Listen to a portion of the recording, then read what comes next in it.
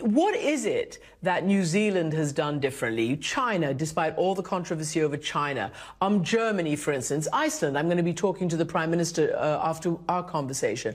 What have they done differently? Because let's face it, the United States spends the most of any country, something like 17% of its budget on health, and it goes into the trillions of dollars.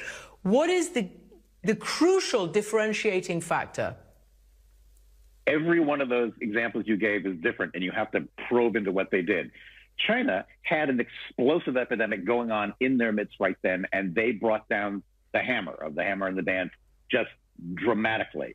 I mean, what we call a lockdown in this country to China is an absolute joke. I can, with the virus in me, I can drive to any city in this country I want. I can fly to any city in this country I want.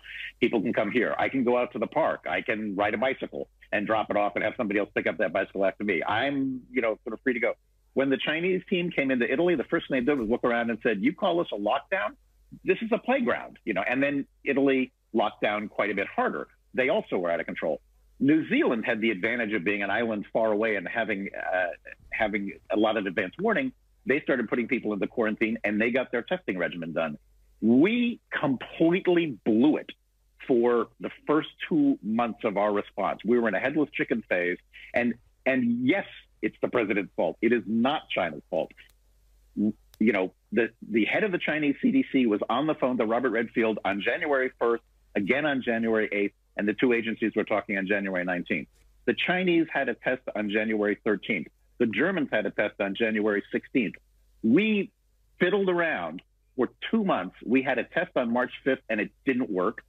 We didn't have 10,000 people tested until March 15th. So we lost 2 months there. And that was because of incompetent leadership at the CDC. I'm sorry to say it's a great agency, but it's incompetently led. And I think Dr. Redfield should resign.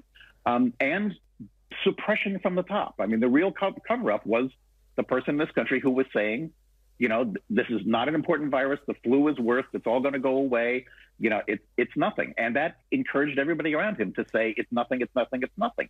I had the same problem at the Times. I was trying to convince my editors, this is really bad. This is a pandemic.